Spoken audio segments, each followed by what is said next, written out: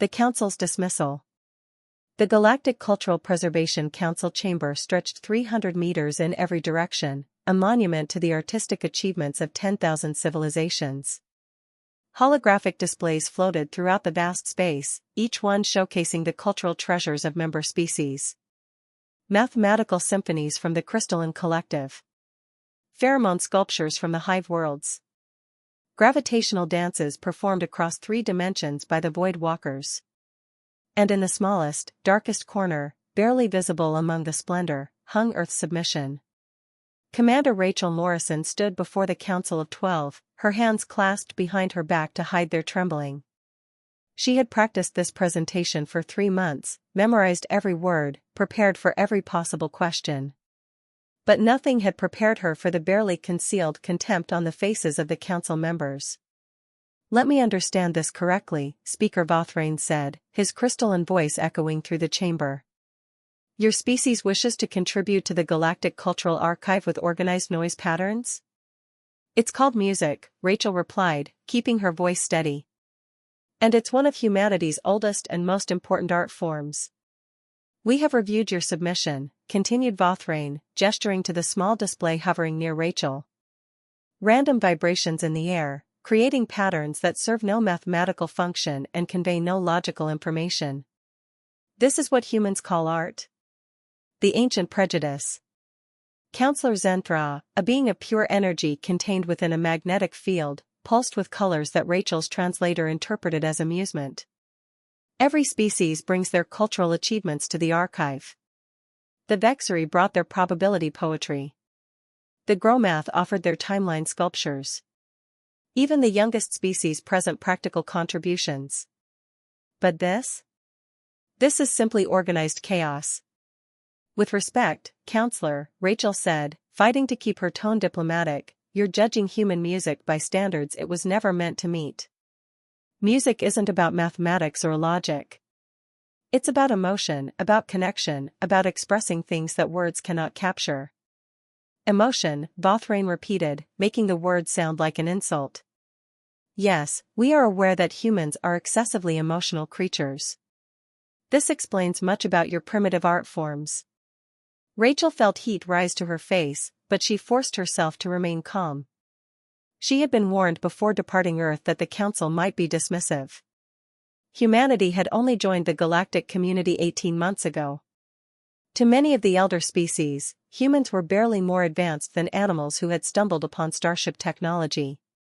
"Perhaps a demonstration," suggested Counselor Miraseth, a towering insectoid whose multifaceted eyes reflected light in disturbing patterns. "Let the human play her noise. We can judge its merit ourselves." The first performance. Rachel's heart hammered against her ribs. This wasn't how the presentation was supposed to go. She had prepared carefully curated recordings, pieces selected by Earth's finest musicologists to showcase the breadth and depth of human musical achievement. Bach's mathematical precision. Mozart's melodic genius. Beethoven's emotional power. But the Council's mockery had ignited something in her. Something that spoke to millions of years of human defiance in the face of dismissal and scorn. "I'll need a moment to set up," Rachel said, reaching into her diplomatic case. She pulled out an instrument that most of the Council had never seen before. A guitar, battered and worn, with scratches across its body and strings that had been replaced more times than she could count. "Is that a primitive string instrument?" Zenthra pulsed with what looked like colors of surprise. "Surely you have access to sonic generators and wave manipulators."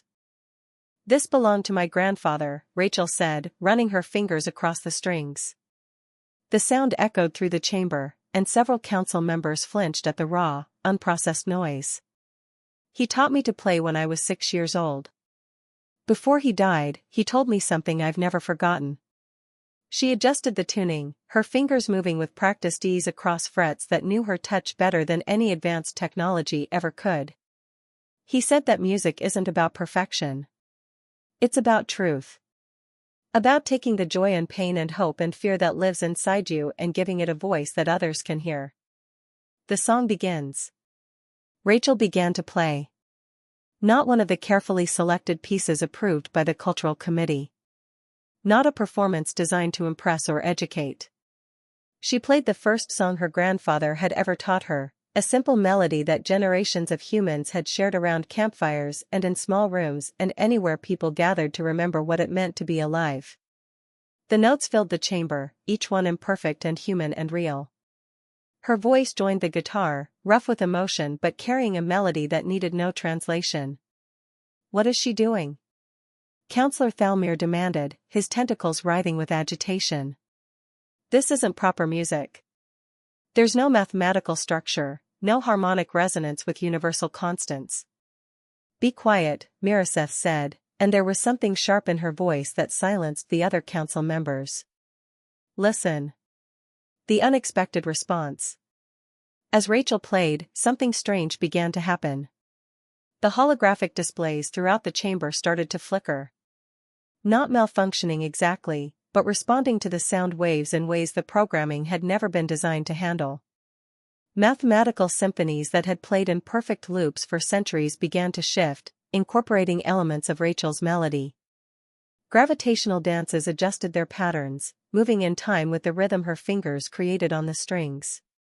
But stranger still were the reactions of the council members themselves. Counselor Vothrain, who had been so dismissive moments before, had gone perfectly still. His crystalline body was vibrating at a frequency that matched Rachel's music, creating harmonics that shouldn't have been possible. Zenthra's energy field had shifted to colors that the translator couldn't identify, patterns that seemed to express something beyond its programming to interpret. Even Miraseth, ancient and cold and utterly alien, had stopped moving. All of her eyes were fixed on Rachel, and for the first time since entering the chamber, Rachel felt like she was truly being seen. The power of memory. The song wasn't complex. 3 chords, a simple melody, words about home and love and the passage of time. Things that every species understood, even if they experienced them differently. But woven through the simplicity was something else. The accumulated weight of countless humans who had played this song before. Soldiers far from home. Parents singing children to sleep. Friends gathered around fires under unfamiliar stars. Every performance had added layers to the song, emotional resonance that transcended the notes themselves. And somehow, impossibly, the council members were feeling it. Not understanding it intellectually, but experiencing it directly, as if Rachel's music had found a frequency that bypassed logic and spoke to something deeper. Thalmir's tentacles had stopped writhing. Instead, they were moving in slow, gentle patterns that matched the rhythm. "This is impossible," he whispered. "I feel something. Not through my sensory organs, but deeper. In the core of my being." "What is this?" "This is music," Rachel said softly, her fingers never stopping their movement across the strings. "This is what it means to be human." The rising emotion. As the song continued, Rachel let herself fall deeper into the performance. She thought about her grandfather, teaching her these chords on a porch in Tennessee while summer insects sang their own symphony in the darkness. She thought about her brother, who had died in the First Contact War before humanity learned that most of the galaxy preferred negotiation to violence. She thought about Earth, hanging in space 3 light-years away, home to 8 billion souls who had trusted her to represent them to the stars. All of that poured into the music. Every memory, every emotion, every dream and fear and desperate hope that came with being human in a galaxy that saw her species as primitive newcomers. The song reached its climax, Rachel's voice rising with the chords, filling the chamber with sound that made the air itself seem to vibrate with meaning. And then, gradually, she brought it back down. The melody simplified. The rhythm slowed. Until finally, there was just one last chord, ringing out into silence that felt sacred. The aftermath. For a long moment, nobody moved. The council members sat frozen, each processing what they had just experienced in their own way. The holographic displays had stopped their synchronized response, but something had changed in them. They looked different now, less like separate achievements and more like parts of a whole. Rachel lowered her guitar, her hands shaking now that the performance was over. She had no idea what would happen next. The rules of diplomatic protocol didn't cover impromptu musical performances that somehow affected ancient technology and alien consciousness in ways that shouldn't be possible. That was impossible, Bothrain said finally, his voice lacking its earlier contempt. My species mastered harmonic resonance 8,000 years ago. We understand sound at a level your primitive instruments cannot approach. And yet, your simple vibrations reached something inside me that our most sophisticated compositions never touched. How? Rachel took a breath, choosing her words carefully. Because music isn't about sophistication, counselor. It's about honesty. About sharing the deepest parts of yourself with others and trusting them to understand. My grandfather's guitar isn't advanced. The song I played is centuries old. But they're real. They're true. And truth has a power that technology can't replicate. The challenge. Counselor Zenthra's energy field pulsed with colors that the translator finally identified. Confusion. Wonder. And something that might have been fear.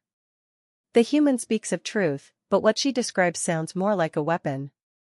You reached inside us without permission, altered our perceptions, made us feel things we did not choose to feel. This is dangerous. All art is dangerous, Rachel replied. That's what makes it valuable. Music doesn't ask permission. It doesn't negotiate or compromise. It simply is. And if it's honest, if it's real, then it resonates with something fundamental that all conscious beings share. Impossible, Thalmir said again, but there was less conviction in his voice now. We are too different. My species evolved in methane seas. The crystalline collective exists partially outside normal spacetime. Humans are carbon-based mammals from a single small world. We cannot share fundamental experiences. And yet, Miraseth said quietly, we all felt something when the human played. Something that transcended our different biologies and histories. She is right. Her primitive music touched something that our advanced arts have forgotten how to reach. The turning point. Rachel seized the moment. That's what I'm asking the council to recognize. Human music might seem simple compared to your mathematical symphonies and probability poetry. But it carries something that pure logic and mathematics can never fully capture. The messy, complicated, beautiful reality of conscious existence. The joy and pain and hope that connects all of us, no matter how different we might appear. You ask us to include noise in the Galactic Cultural Archive, Bothrain said, but the mockery was gone from his voice now. To declare that organized air vibrations are equivalent to art forms refined over millions of years. I'm asking you to recognize that different doesn't mean lesser, Rachel said. That sometimes the newest voice in a conversation has something valuable to add. And that maybe, just maybe, the galaxy has been missing something important by focusing only on logic and mathematics and perfection. The council members exchanged glances, a complex interplay of body language and subtle signals that Rachel couldn't fully interpret. Finally, Miraseth spoke. The council will need time to consider this matter. The human has presented something unexpected, something that challenges our understanding of art and consciousness. We cannot make a decision rashly. The unexpected invitation. However, Bothrain added, his crystalline form still vibrating slightly with harmonics from Rachel's song, we would like to request an additional demonstration. Not here, not in this formal setting. There is to be a gathering 3 days from now. An informal meeting of the council and representatives from various species. We would like you to perform there. Rachel felt hope flare in her chest. You want me to play for them? We want to see if your music affects others as it affected us, Zenthra said. If this is truly a universal phenomenon or merely an anomaly. Bring your primitive instrument. Share your human truth. And we shall see if the galaxy is ready to listen. As Rachel left the chamber, her grandfather's guitar clutched in her hands, she felt the weight of what was to come. She had 3 days to prepare a performance that might change how the entire galaxy viewed humanity. 3 days to prove that music, real honest human music, deserved a place among the greatest cultural achievements of 10,000 civilizations. 3 days to show them that sometimes the most primitive art forms carried the most profound truths. And somewhere, she thought, her grandfather was smiling. The gathering storm. The Hall of Convergence was nothing like the council chamber. Where that had been formal and imposing, this space felt intimate despite its size. Beings from across the galaxy mingled in small groups, their conversations creating a symphony of alien sounds that Rachel's translator struggled to process. She stood at the edge of the crowd, her guitar case at her feet, trying to calm the nervous energy thrumming through her veins. "You look terrified," said a voice behind her.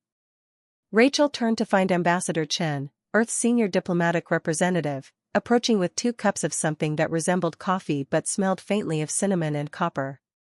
"I'm representing the entire human species in front of the most influential beings in the galaxy," Rachel said, accepting the cup. "Terrified seems appropriate." Chen smiled. "Your performance 3 days ago caused quite a stir. Half the diplomatic channels have been buzzing with questions about human music. The other half think you used some kind of psychic manipulation technique." "I just played a song my grandfather taught me," Rachel said, taking a sip of the not coffee. "It tasted like memories and starlight. I didn't do anything special." "That's what makes it so unsettling to them," Chen replied. "The elder species have spent millions of years perfecting their arts, building complexity upon complexity. And then a human walks in with a wooden box and 6 strings and affects them more deeply than their most sophisticated creations. It challenges their entire worldview." The unexpected guest. Before Rachel could respond, a ripple of surprise moved through the crowd. She turned to see a new arrival, and her breath caught in her throat. The being that entered was massive, easily 4 meters tall, with crystalline skin that reflected light in patterns that hurt to look at directly. It moved with the weight of ages, and the crowd parted before it like water before a ship's prow. "That's Speaker Morthek," Chen whispered urgently. "The eldest of the crystalline collective. Some say he's over 10,000 years old. He hasn't attended a cultural gathering in 3 centuries. Morthek's eyes, ancient and multifaceted, swept across the room until they found Rachel. He moved toward her with deliberate purpose, and the conversations around them died to silence. "Human," Morthek said, his voice like bells made of broken glass. "I heard a recording of your performance. An inferior reproduction, filtered through digital systems that cannot capture true essence. But even diminished, your music carried something I have not experienced in millennia." Rachel bowed, unsure of the proper protocol. "I'm honored, Speaker Morthek." "Do not be honored yet," the ancient being replied. "I came here to determine if what I heard was real or simply the product of inferior recording technology. I came to discover if human music is truly as powerful as the council claims, or if you are simply skilled at manipulation." The challenge in his words was clear. Rachel felt the weight of countless eyes upon her, beings from species she couldn't name, all waiting to see how she would respond. "Then I suppose I'll have to play for you," Rachel said, surprising herself with the steadiness of her voice. "And you can judge for yourself. The stage is set." The informal gathering transformed into something else. Word had spread somehow, and more beings continued to arrive until the Hall of Convergence was packed beyond capacity. Rachel found herself on a small platform in the center of the room, surrounded by a sphere of floating lighting that made her feel like she was standing on a stage made of stars. Her guitar felt heavier than usual as she pulled it from its case. She could feel the anticipation in the air, the mixture of curiosity and skepticism and something that might have been hope. These beings had seen civilizations rise and fall. They had witnessed the birth of stars and the death of worlds. What could one human with one guitar possibly show them that they hadn't already experienced? "What will you play?" Morthek asked, his massive form settled into a specially constructed seating area that accommodated his size. "Another simple song from your grandfather's collection?" Rachel shook her head. "No. Tonight I'm going to play something different. Something that tells the story of my species, from our earliest days to our arrival among the stars." "An ambitious undertaking," Bothrain commented from his position near the front. "Human history spans what, 10,000 years? How can you capture that in a single performance? Music doesn't work the same way as your mathematical symphonies, Rachel replied, tuning her guitar by ear rather than using the electronic tuner in her pocket. I'm not trying to create a literal chronicle. I'm trying to capture the feeling of being human. The journey from caves to starships. The constant struggle between our better and worse natures. The hope that drives us forward even when logic says we should give up. The performance begins. She began with silence. Not the absence of sound, but the presence of potential. Her hands hovered over the strings, and in that moment of anticipation, every being in the hall held their equivalent of breath. The first note was a single, soft pluck. Simple. Pure. The sound of the first human who looked at the stars and wondered what they were. More notes followed, building a melody that spoke of curiosity and fear and determination. The rhythm was irregular, mimicking the beating of a human heart, never quite settling into the perfect mathematical patterns that other species favored. Rachel began to sing, her voice carrying words in English that the translators converted into hundreds of languages simultaneously. But the meaning transcended the words. She sang about fire discovered in darkness. About the first tools, the first art, the first songs sung around flames while predators prowled in the night. The music shifted, growing more complex. Multiple melodies wove together, representing the different cultures of Earth, distinct but harmonious. She sang about empires that rose and fell, about wars that nearly destroyed her species and the peace that always followed, fragile but enduring. The universal connection. As Rachel played, the same phenomenon from 3 days ago began to manifest, but stronger this time. The air itself seemed to vibrate with her music, carrying the sound not just to ears and auditory organs, but directly to consciousness. Beings who had never heard human music before found themselves moving in time with the rhythm, their bodies responding to patterns they didn't consciously recognize but somehow understood. Morthek's ancient crystalline form began to resonate with the music, creating harmonics that enhanced rather than disrupted Rachel's melody. Other beings joined in without planning to, adding their own sounds to the performance. The insectoid Mirasetha's wings created a gentle humming. Thalmir's tentacles drummed against his seating platform. Zenthra's energy field pulsed with colors that seemed to dance with the music. What had started as a solo performance was becoming something else entirely. A collaboration between species that had never thought to make music together. A symphony created not through careful planning and mathematical precision, but through spontaneous emotional response to Rachel's human truth. The climax. Rachel's fingers flew across the strings now, the music building to a crescendo that spoke of humanity's greatest achievements and deepest failures. She sang about the atomic fire that nearly ended her species, about the choice to reach for the stars instead of mutual destruction. She sang about the first contact war, about the fear and violence that came from meeting the unknown. And then she sang about what came after. The slow, painful process of learning to trust. Of humans and aliens trying to understand each other across vast gulfs of biology and culture. Of failures and successes and the gradual realization that despite all differences, consciousness itself created connections that transcended mere physical form. The music reached a peak that felt almost painful in its intensity, and then Rachel brought it crashing down. Not to silence, but to a single, sustained note that seemed to carry all the complexity that had come before it, distilled into pure essence. In that moment, every being in the Hall of Convergence felt something profound. A recognition that transcended species and experience. They felt what it meant to be conscious, to be aware of one's own existence, to look at an infinite universe and feel both insignificant and essential at once. The revelation. When the music finally faded, the silence that followed was absolute. Rachel's hands shook as she lowered her guitar, suddenly aware of what she had just done. She had opened herself completely, shared the deepest parts of her human experience with beings who were utterly alien, and somehow they had understood. Morthek was the first to speak, his ancient voice carrying a tremor that Rachel suspected was rare. 10,000 years, he said quietly. 10,000 years I have lived. I have witnessed the rise and fall of 100 civilizations. I have seen art that took millennia to create, performances that required the combined efforts of thousands of the greatest artists in the galaxy. He paused, and when he continued, there was something in his voice that might have been tears if his species could cry.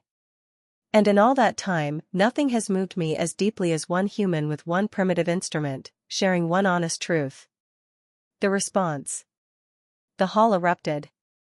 Not in applause, which was a human gesture many species didn't share, but in their own expressions of profound emotion. Crystalline beings chimed with harmonics of approval. Energy beings pulsed with colors of joy. Insectoids clicked and hummed. Tentacled beings drummed complex rhythms. It was chaos. It was beautiful. And Rachel realized with sudden clarity that she was witnessing something unprecedented. Species that had shared the galaxy for millions of years, that had cooperated on science and trade and governance, were finally connecting on a deeper level.